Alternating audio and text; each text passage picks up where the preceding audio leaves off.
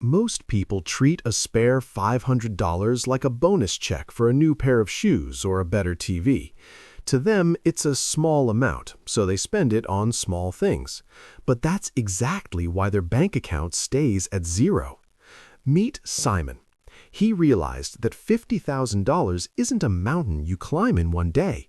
It's actually just 100 versions of that same $500.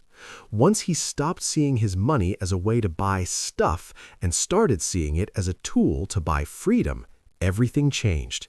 Here is the weird psychological trick he used to turn a boring car repair fund into a life-changing portfolio. Simon used to wait for a big break. He figured he'd start investing seriously once he had $10,000 sitting around. But that day never came.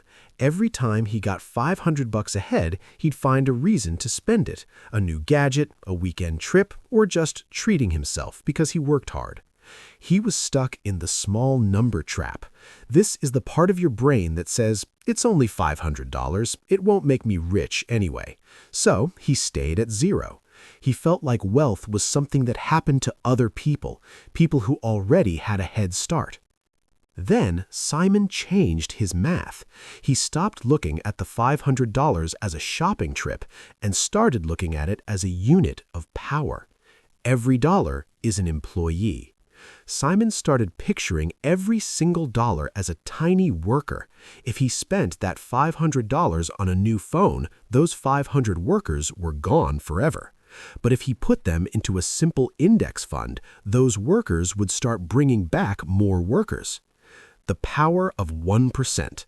He realized that getting to $50,000 is just repeating the same $500 win 100 times.